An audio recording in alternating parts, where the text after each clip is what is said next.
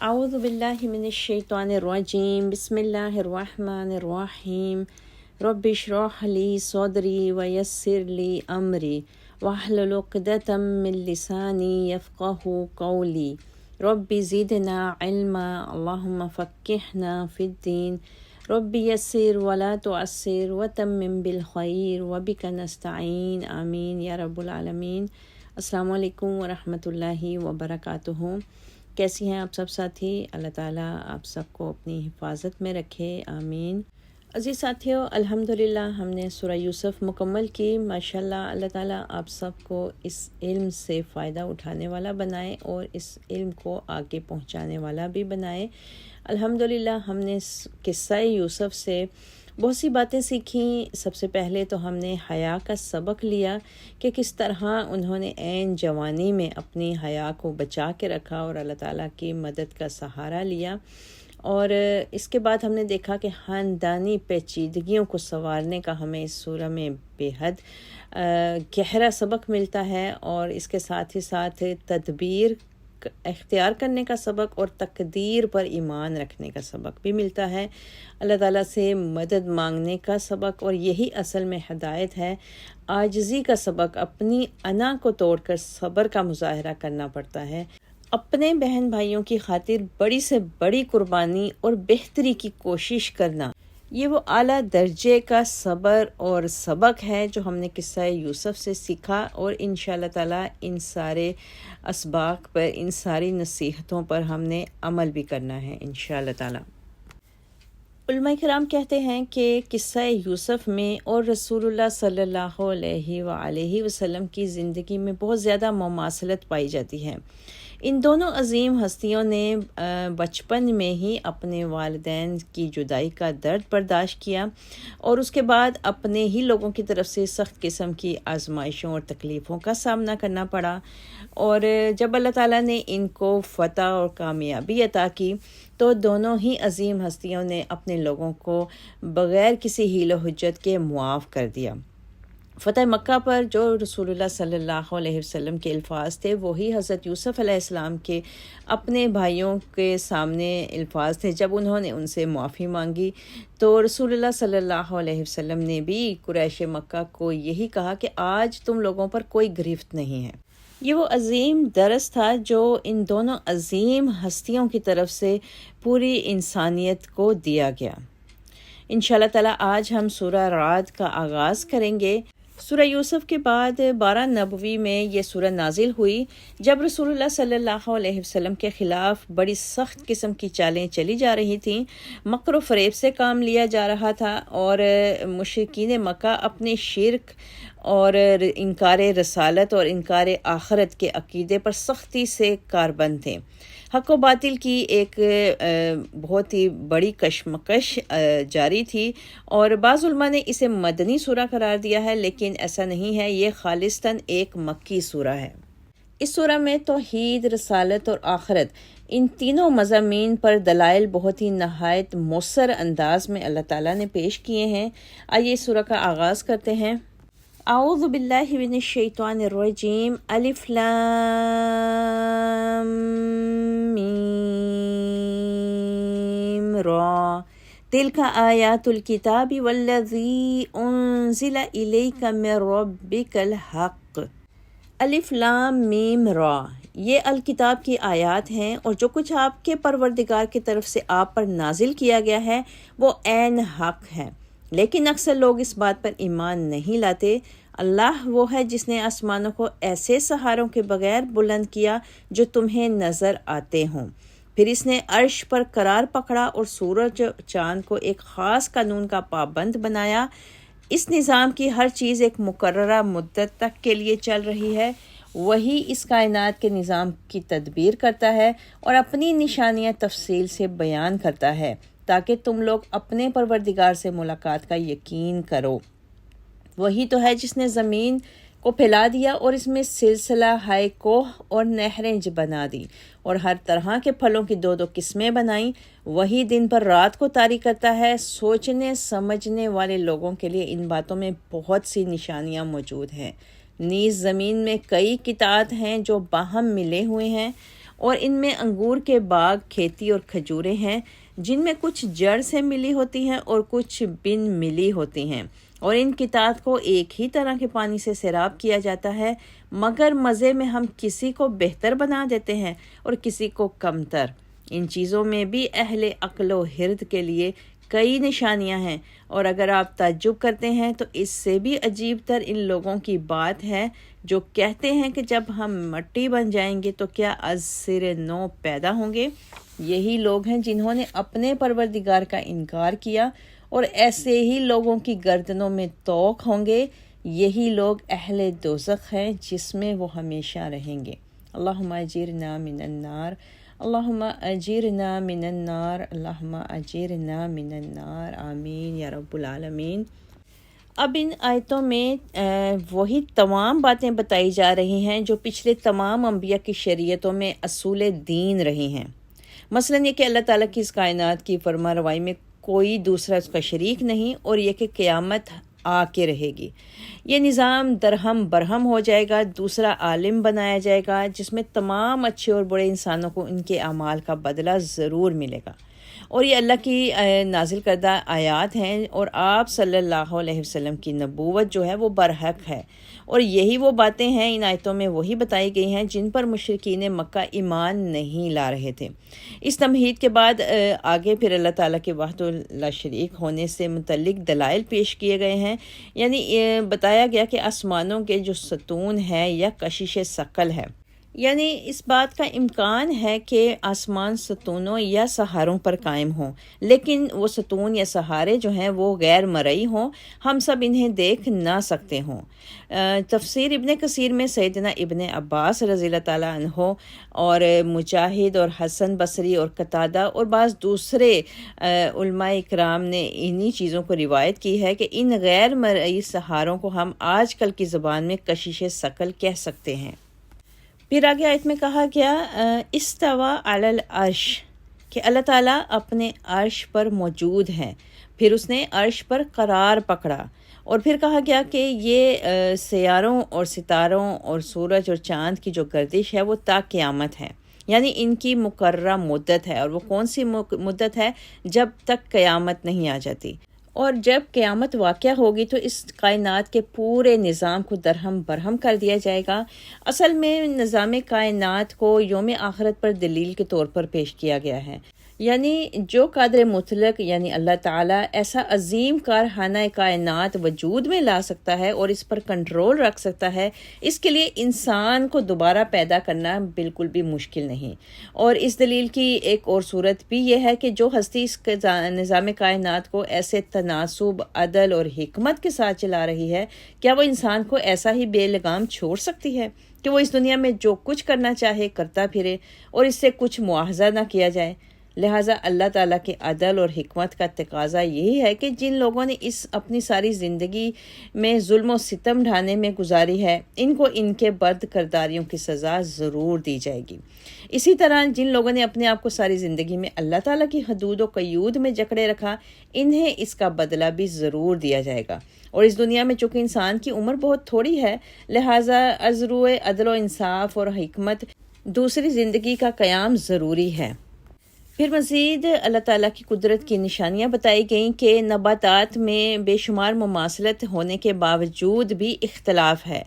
یعنی اللہ تعالیٰ کی حیران کن قدرتوں میں سے ایک یہ ہے کہ کھیت ایک ہی جگہ واقع ہوتے ہیں، ان میں بیج ایک جیسا ڈالا جاتا ہے، پانی بھی ایک ہی جیسا برستا ہے یا ایک ہی طرح کے پانی سے آباشی کی جاتی ہے، مگر ایک کھیت میں فصل اعلیٰ درجے کی پیدا ہوتی ہے اور اس کے ساتھ ہی ملے ہوئے دوسرے کھیت میں فصل بھی کم ہوتی ہے اور ناقص بھی۔ اسی طرح مثلاً کھجور کے 2 درخت ہوں مگر ان کی جڑ ایک ہی ہے، اوپر سے 2 ہو گئے، اب ایک ہی جڑ زمین سے پانی کھینچ کر دوسرے درختوں کو تر و تازہ رکھ رہی ہے اور انہیں باراور ہونے میں تقویت بھی پہنچا رہی ہے، مگر ایک درخت کے پھل کا ذائقہ الگ ہے اور دوسرے کا الگ، ایک کا پھل اندھا ہوتا ہے اور دوسرے کا ناقص۔ کیا کبھی انسانوں نے یہ سوچا کہ ایسا کیوں ہوتا ہے، یا ایسی کون سی ہستی ہے جو اتنی مماثلتوں کے باوجود پھر ان کے پھلوں میں اختلاف واقع کر دیتی ہے؟ یا ایک ہی قطع زمین سے دو درخت ہیں، ایک کھجور کا ہے دوسرا نیم کا ہے، دونوں کی جڑیں ایک ہی قطع زمین میں پانی کھینچ رہی ہیں، کھجور کے پھل میں مٹھاس بھری جا رہی ہے اور نیم کا درخت انتہائی کڑوا۔ یعنی ایک ہی قطع زمین میں اتنی مٹھاس اور اس کے ساتھ ساتھ اتنی کرواہٹ موجود ہے کہ بیک وقت دونوں درختوں کے پھلوں کو مٹھاس اور کرواہٹ کون پہنچا رہا ہے؟ غرض اگر یہ لوگ ایسی باتوں میں غور و فکر کریں تو معرفت الہی کے بے شمار دلائل مل سکتے ہیں۔ یعنی اگر ہم دیکھیں کہ اس بات پر تعجب ہوتا ہے ہمیں کہ یہ لوگ اللہ کی ایسی نشانیاں دیکھ کر بھی ایمان نہیں لاتے، اور مزید یہ تعجب ہوتا ہے کہ یہ لوگ اللہ تعالیٰ کی ایسی حیران کن نشانیاں دیکھتے بھی ہیں اور پھر یہ پوچھتے ہیں کہ جب ہم مر کر زمین میں مل جائیں گے تو کیا پھر دوبارہ اٹھائے جائیں گے؟ وہ یہ نہیں سوچتے کہ ایک بیج زمین میں مل کر مٹی بن جاتا ہے، مگر جب موسم آتا ہے تو وہی بیج اگ کر ایک تناور درخت بن جاتا ہے۔ پھر آخر کیوں انسان دوبارہ پیدا نہیں ہو سکتا؟ یہ وہ ان سوالوں کے جواب تھے جو اللہ تعالیٰ کی طرف سے واضح دلائل کی صورت میں ان آیتوں میں مشرکین مکہ کو دیے گئے۔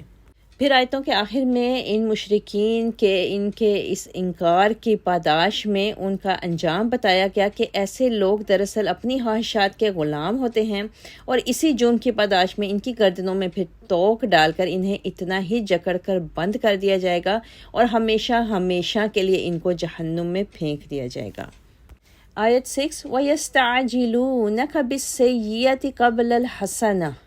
یہ لوگ بھلائی سے پہلے آپ سے برائی کے لیے جلدی مچا رہے ہیں، حالانکہ ان سے پیشتر ان جیسے لوگوں پر عذاب آنے کی کئی مثالیں گزر چکی ہیں، اور آپ کا پروردگار لوگوں کے ظلم کے باوجود انہیں معاف کر دینے والا ہے۔ اور یہ بھی یقینی بات ہے کہ آپ کا پروردگار سخت عذاب دینے والا ہے۔ کافی لوگ یہ کہتے ہیں کہ اس نبی پر اس کے پروردگار کی طرف سے کوئی معجزہ کیوں نہیں اتارا گیا؟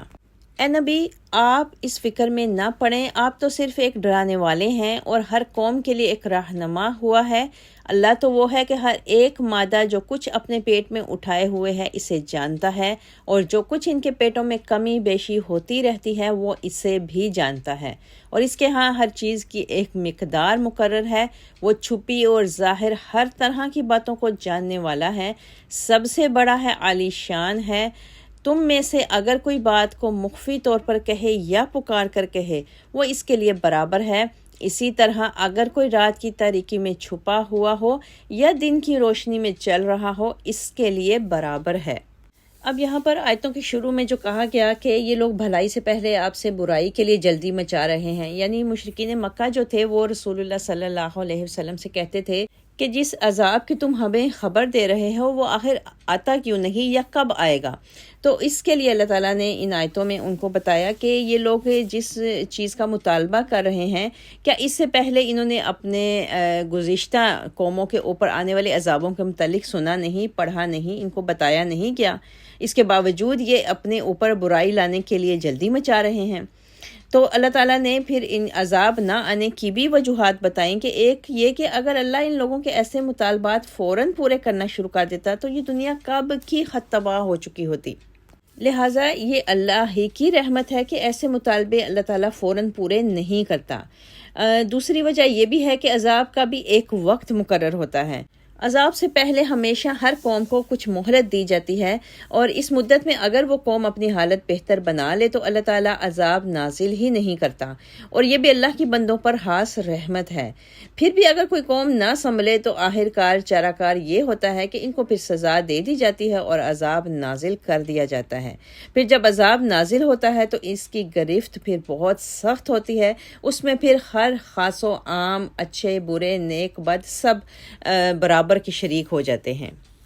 پھر آگے آیتوں میں کہا گیا کہ یہ لوگ آپ صلی اللہ علیہ وسلم سے معجزے مانگتے ہیں، تو کیا جو پچھلے انبیاء پر معجزے نازل کیے گئے تھے ان کے لوگ ان پر ایمان لائے تھے؟ جیسے صالح علیہ السلام کے معجزہ اونٹنی کو دیکھ کر ان کی قوم کیا ایمان لے آئی تھی، یا عصائے موسیٰ اور ید بیضا دیکھ کر ان کی قوم ان پر ایمان لے آئی تھی، یا سیدنا عیسیٰ علیہ السلام جو مردوں کو زندہ کرتے تھے تو یہود ان پر ایمان لے آئے تھے؟ ہرگز نہیں۔ اسی طرح یہ لوگ بھی معجزات کو دیکھ کر بھی ایمان لانے والے نہیں ہیں۔ معجزے کبھی بھی ایمان لانے کے لیے نہیں ہوتے، بلکہ جو ایمان لانے والے لوگ ہوتے ہیں وہ معجزے مانگتے ہی نہیں ہیں، وہ بن دیکھے بالغیب پر ایمان رکھتے ہیں، اور اللہ تعالیٰ اور اللہ کے نبی صلی اللہ علیہ وسلم کے پیغامات کو ہی سچ سمجھتے ہیں۔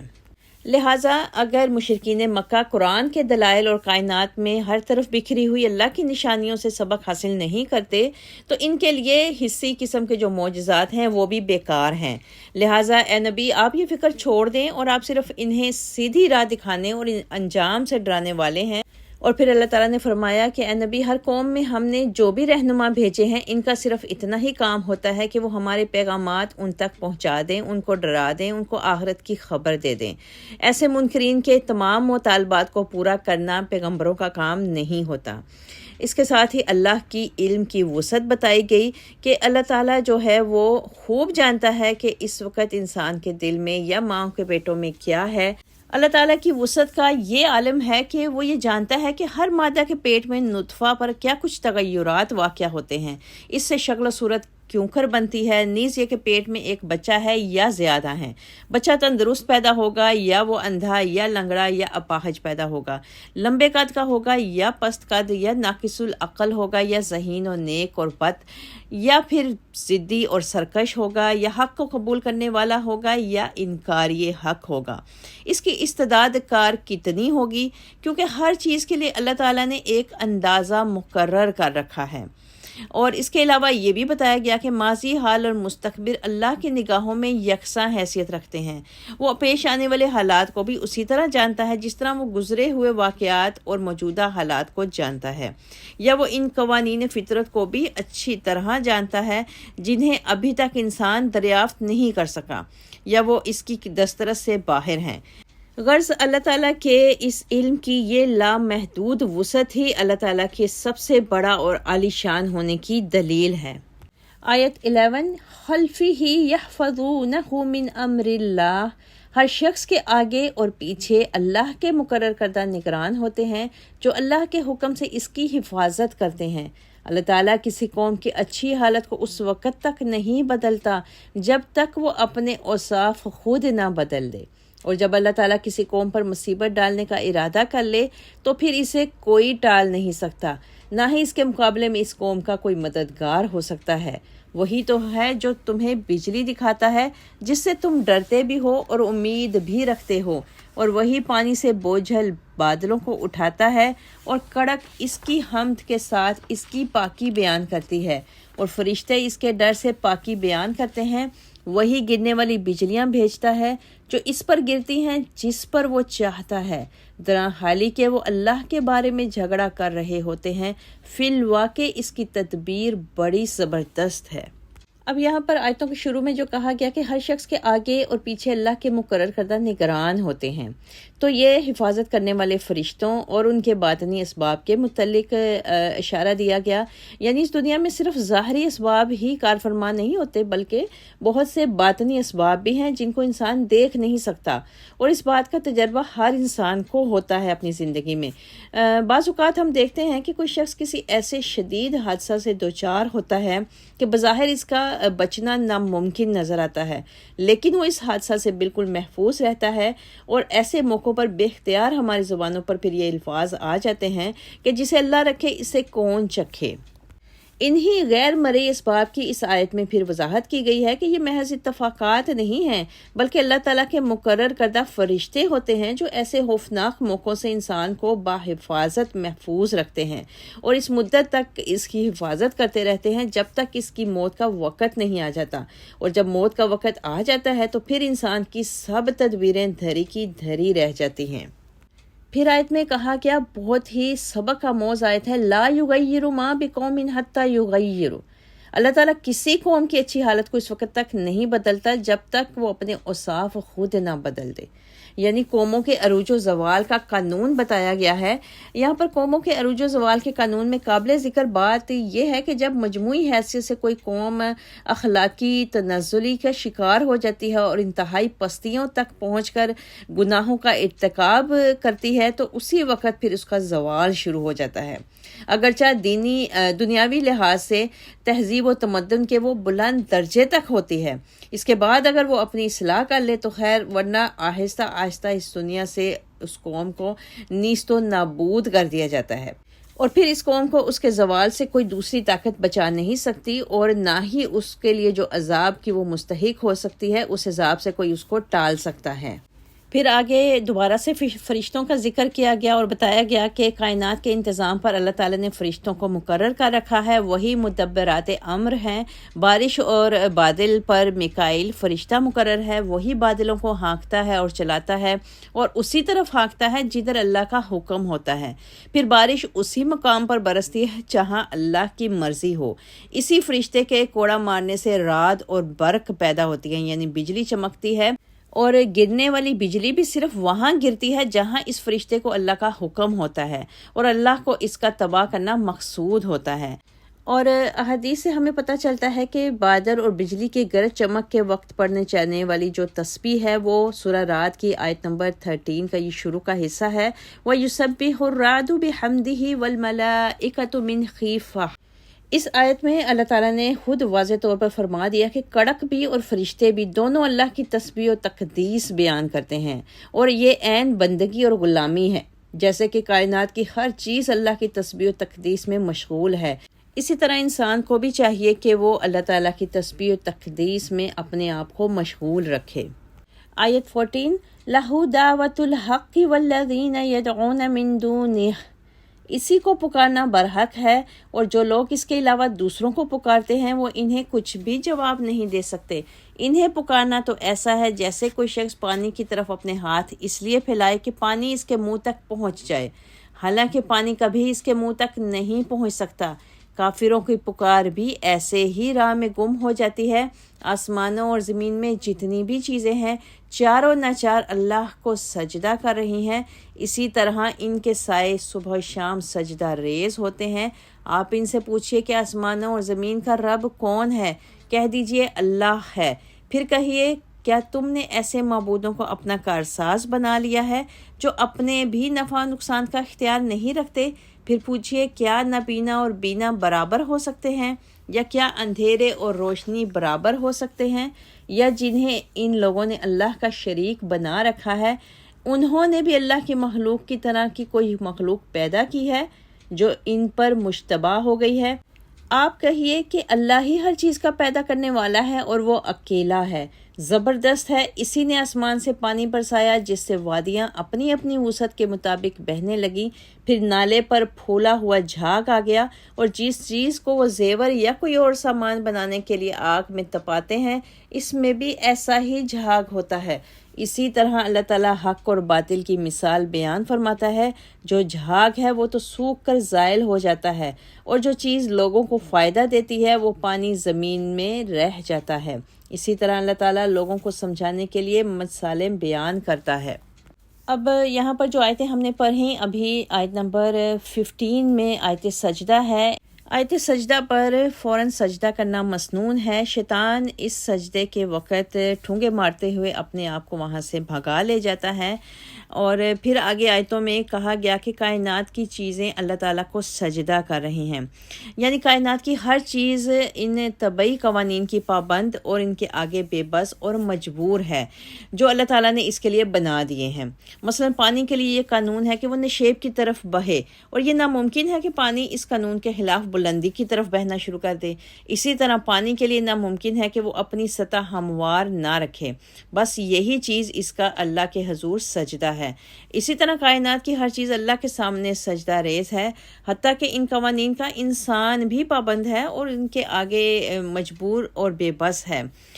مثلا اگر وہ چاہے کہ کھانے پینے کے بغیر زندہ رہ لے تو وہ ایسا نہیں کر سکتا، یا اگر وہ چاہے کہ موت کو اپنے آپ سے روک دے تو وہ ایسا بالکل بھی نہیں کر سکتا۔ اس کا اختیار صرف ان باتوں میں ہے جن میں اسے قوت ارادہ و اختیار اللہ تعالیٰ کی طرف سے دیا گیا ہے، اور انہی چیزوں میں پھر اس کا امتحان بھی لیا جائے گا۔ پھر آگے آیتوں میں اللہ تعالیٰ کی طرف سے بتایا گیا کہ جب ہر چیز کا خالق اور مالک اللہ تعالیٰ ہے تو پھر اس کا استعمال کسی دوسرے کے اختیار میں کیسے آ گیا؟ مشرکین مکہ جو تھے وہ یہ بات دراصل تسلیم کرتے تھے کہ آسمانوں اور زمین کا جو نظام کائنات ہے اس ہر چیز کا یعنی مالک جو ہے، خالق ہے، وہ اللہ تعالیٰ ہی ہے، اور تخلیق کائنات میں ان کے معبودوں کا کوئی حصہ نہیں۔ اور یہ بھی مسلمہ ایک امر ہے کہ خالق اپنی مخلوق پر پورا تصور رکھتا ہے۔ اب ان سے یہ سوال کیا گیا کہ جب تمہارے معبودوں نے کوئی چیز بنائی ہی نہیں تو وہ تصرف کائنات میں شریک کیسے بن سکتے ہیں؟ وہ اس کائنات کو چلانے میں کیسے اختیار رکھ سکتے ہیں؟ اور مزید یہ بات کہ کوئی چیز پیدا کرنا تو درکنار، وہ تو خود مخلوق اور محتاج ہیں جو اپنے بھی نفع نقصان کے مالک نہیں، تو وہ تمہیں کیا فائدہ پہنچا سکیں گے یا تمہیں کوئی تکلیف کیسے دے سکیں گے؟ اب ایک شخص تو ہے جو ان دلائل کی روشنی میں چلتا ہے اور صرف اللہ کی عبادت کرتا ہے کیونکہ وہی خالق اور مالک اور نفع نقصان کا مالک ہے، اور دوسرا ایسا شخص ہے جو ان دلائل جس کو یہ دلائل نظر ہی نہیں آتے اور اپنے آباء و اجداد کی اندھی تقلید ہی پر جمع رہتا ہے۔ تو کیا پھر ان دونوں کی حالت ایک جیسی ہو سکتی ہے؟ یہی چیز آیت میں بتائی گئی کہ کیا نابینا اور بینا، آنکھوں والے اور بغیر آنکھوں والے، عقل و فہم رکھنے والے اور بے وقوف اندھی تقلید والے برابر ہو سکتے ہیں؟ پھر ان آیتوں کے آخر میں اللہ تعالیٰ نے حق و باطل کی دو مثالیں پیش کی ہے۔ ایک مثال میں علم وحی کو، یعنی اللہ تعالیٰ کی طرف سے جو وحی کا علم ہے، اس کو باران رحمت سے تشبیہ دی گئی ہے، اور ایمان لانے والے سلیم الفطرت لوگوں کو ندی نالوں سے جو اپنے اپنے ظرف کے مطابق اس باران رحمت سے بھرپور ہو کر رواں دواں ہو جاتے ہیں، جبکہ اس کے برعکس منکرین کو اس جھاگ اور خس و خاشاک سے تشبیہ دی گئی ہے جو ایسے سیلاب میں پانی کی سطح کے اوپر آ جاتا ہے، لیکن اس جھاگ اور خس و خاشاک کی حقیقت صرف اتنی ہی ہوتی ہے کہ کسی وقت بھی دریا اچھل کر اسے کناروں پر پھینک دیتا ہے جہاں ہوا اور دھوپ اسے خشک کر کے ختم کر دیتی ہے، اور یہ سب کچھ مٹی میں مل جاتا ہے، اور پانی جو انسانوں کو نفع دینے والی چیز ہے وہی باقی رہتی ہے، خواہ اس کا کچھ حصہ زمین جذب کر لے یا اکثر حصہ زمین کو سیراب کرنے کے لیے آگے رواں کر دے کہ وہ کسی دوسرے علاقے کو سیراب کر دے۔ حق و باطل کی دوسری مثال ان آیتوں میں یہ بیان کی گئی کہ جب دھاتوں کو، یعنی جن سے زیورات یا دوسری کارآمد اشیاء بنتی ہیں، ان کو بھٹی میں تبایا جاتا ہے تو اس کا نقارہ حصہ اور کھوٹ سب کچھ ایک دم اوپر آ کر کام کی چیز کو چھپاتا ہی نہیں بلکہ اس پر پوری طرح چھا جاتا ہے، لیکن یہ سب کچھ بلاہر پک پک کر آگ میں جل جاتا ہے اور اسے باہر پھینک دیا جاتا ہے، اور مایا دھات جس کا زیور وغیرہ بنتا ہے وہ نیچے ہوتی ہے۔ اسی طرح مارکا حق و باطل میں ایک دفعہ باطل ضرور حق پر چھاتا ہے، لیکن بلاہر حق ہی باقی رہتا ہے، وہی غالب آتا ہے کیونکہ وہی لوگوں کے فائدے کی چیز ہوتی ہے۔ اسی طرح یہاں پر اس کی مثال ایک بے عمل اور زبانی کلامی شخص سے بھی دی جا سکتی ہے کہ ایسا بے عمل اور صرف باتیں کرنے والا شخص جو ہوتا ہے وہ جھاگ کی طرح ہوتا ہے جس کو اللہ تعالیٰ الگ کر دیتا ہے، اور با عمل لوگوں کو اللہ تعالیٰ کاٹ چھانٹ کر اپنے دین کے لیے چن لیتا ہے۔ ان دونوں مثالوں سے واضح ہو جاتا ہے کہ قرآن کریم اور اس کی تعلیم جو لوگوں کو نفع پہنچانے والی چیز ہے، جاودانی اور ہمیشہ رہنے والی ہے۔ ہر دور میں قرآن کے بڑے بڑے عالم پیدا ہوئے اور ہوتے رہیں گے، باطل ان کے مقابلے میں اتر آتا ہے اور ابتداً حق پر چھا جاتا ہے، پھر جب اللہ تعالیٰ حق سے باطل پر یا وحی الہی کے عالموں سے منکرین حق پر ضربیں اور چوٹیں لگواتا ہے تو باطل جلد ہی پھر خس و خاشاک اور جھاگ کی طرح ختم ہو جاتا ہے اور ہمیشہ کے لیے حق باقی رہ جاتا ہے، اور اس کے باقی رہنے کی وجہ یہ ہوتی ہے کہ اس میں لوگوں کو فائدہ پہنچانے کی صلاحیت موجود ہوتی ہے۔ آیت 18 لِلَّذِينَ اسْتَجَابُوا لِرَبِّهِمُ الْحُسْنَى، جن لوگوں نے اپنے پروردگار کا حکم مان لیا ان کے لیے بھلائی ہے، اور جنہوں نے نہیں مانا تو اگر وہ سب کچھ انہیں میسر آ جائے جو زمین میں ہے، بلکہ اتنا اور بھی، تو وہ سب کچھ دے کر اللہ کی گرفت سے بچنے پر تیار ہو جائیں گے۔ یہی لوگ ہیں جن سے بری طرح حساب لیا جائے گا، ان کا ٹھکانہ دوزخ ہوگا جو بہت بری جگہ ہے۔ اب یہاں پر آیت کے شروع میں کہا گیا کہ جن لوگوں نے اللہ کا حکم مان لیا ان کے لیے بھلائی ہے۔ اب دنیا کی زندگی میں ان لوگوں کے لیے بھلائی یہ ہے کہ زندگی کے ہر شعبہ میں اللہ کی طرف سے ایسی ہدایات اور ایسے احکام مل جاتے ہیں جس سے پھر اس شخص کے دینی یا دنیاوی فائدے پوشیدہ ہوتے ہیں، اور دوسری بھلائی یہ ہوتی ہے کہ اسے قلبی اطمینان اور حقیقی خوشی میسر آ جاتی ہے، اور آخرت میں جو اس سے بہتر سلوک ہوگا وہ تو ان چیزوں سے بھی زیادہ یقینی اور پائیدار ہوگا۔ پھر آگے آیت کے آخر میں اس شخص کا ذکر کیا گیا جس کا ٹھکانہ دوزخ ہوگا، اور کہا گیا کہ اس سے بری طرح سے حساب لیا جائے گا، اور اس وقت پھر اگر وہ چاہے گا کہ دنیا میں یا زمین میں جو کچھ ہے یہ سب کچھ بھی اگر وہ دے کے اپنے آپ کو بچانا چاہے تو پھر وہ اسے بچ نہیں سکتا۔ اب سب سے اہم بات یہ ہے کہ برا حساب کس سے لیا جائے گا اور آسان حساب کس سے اور کیسے لیا جائے گا۔ اب جو لوگ تو اللہ سے ڈرتے رہتے ہیں، مختلف ہیلوں سے ان کے چھوٹے چھوٹے گناہ دنیا میں ہی ختم ہوتے رہتے ہیں، حتیٰ کہ مومن کو اگر ایک کانٹا بھی چبھ جائے تو وہ اس کے کسی نہ کسی گناہ کا کفارہ بن جاتا ہے۔ پھر ان کے نیک اعمال سے چھوٹے گناہ ختم کر دیے جاتے ہیں، اور اس پر بے شمار آیتیں اور احادیث بھی شاہد ہیں۔ پھر جب وہ آخرت میں اللہ کے حضور پیش ہوں گے تو اعمال نامے ان کے داہنے ہاتھ میں یعنی سیدھے ہاتھ میں دیے جائیں گے، اور تمام اچھے اور برے اعمال سے آگاہ کیا جائے گا، لیکن ان سے کوئی سختی نہیں کی جائے گی اور نہ ہی ان کی کوئی چھان بین ہوگی، جیسا کہ ہمیں حدیث سے بھی واضح ہوتا ہے کہ سیدہ عائشہ صدیقہ رضی اللہ تعالیٰ عنہ فرماتی ہیں کہ رسول اللہ صلی اللہ علیہ وسلم نے فرمایا، قیامت کے دن جس شخص سے حساب لیا گیا وہ تباہ ہوا۔ میں نے کہا یا رسول اللہ تعالیٰ تو فرماتا ہے کہ جس کو اعمال نامہ اس کے دائیں ہاتھ میں دیا گیا اس سے جلد ہی آسان سا حساب لیا جائے گا۔ آپ صلی اللہ علیہ وسلم نے فرمایا، یہ محض پیشی ہوگی، انہیں ان کے اعمال بتا دیے جائیں گے، اور جس کے حساب کی تحقیق شروع ہو گئی سمجھ لو کہ وہ مارا گیا۔ اور جن لوگوں نے حق کو ٹھکرا دیا ان کا پوری سختی سے حساب لیا جائے گا، اور برے حساب سے یہی مراد ہے۔ اس کے چھوٹے اور بڑے سب گناہ کی تحقیق اور باز پرس ہوگی۔ اس کی مثال یوں سمجھ لینی چاہیے کہ ایک آقا کو اگر اپنے ملازم کے متعلق یہ اعتماد ہو کہ وہ اس کا وفادار اور دیانت دار ہے تو مالک اس کی چھوٹی موٹی تمام لغزشوں اور غلطیوں کو نظر انداز کر دیتا ہے، لیکن اگر آقا کو یعنی اس کے سردار کو ملازم کی وفاداری کا ہی اعتماد نہ ہو تو وہ ہر چھوٹی چھوٹی بات پر اس سے مزید باز پرس کرے گا۔ یہی حال منکرین حق کا ہوگا، اور انہیں اپنی نجات کی کوئی صورت اس وقت نظر نہیں آئے گی۔ چنانچہ آپ صلی اللہ علیہ وسلم نے فرمایا کہ قیامت کے دن اللہ تعالیٰ سب سے کم عذاب پانے والے دوزخی سے پوچھیں گے، اگر تیرے پاس ساری دنیا کا مال موجود ہو تو کیا تو اسے اپنے فدیے میں دینا پسند کرے گا؟ وہ جواب دے گا ہاں۔ اللہ تعالیٰ فرمائے گا، جب تو انسانی شکل میں تھا اس وقت تو میں نے تم سے اس سے آسان بات کا مطالبہ کیا تھا، یعنی توحید پر قائم رہنا، اور کہا تھا کہ پھر میں تجھے جہنم میں داخل نہ کروں گا مگر تو شرک پر اڑا رہا۔ استغفر اللہ ربی من کل ذنب واتوب الیہ۔ اللہ تعالیٰ سے دعا ہے کہ اللہ تعالیٰ ہم سب کو نامہ اعمال کو ہمارے سیدھے ہاتھ میں دے کر ہم سب کو جنت الفردوس میں داخل فرما دے۔ اللہ تعالیٰ ہم سب سے بغیر حساب کتاب ہمارے اہل و عیال کے ساتھ ہمیں جنت میں ملا دے۔ اللہم حسبنا حسابا یسیرا، اللہم حسبنا حسابا یسیرا، اللہم حسبنا حسابا یسیرا، وآخر دعوانا ان الحمد للہ رب العالمین۔ سبحان ربک رب العزۃ عما یصفون، وسلام علی المرسلین، والحمد للہ رب العالمین، وما علینا الا البلاغ۔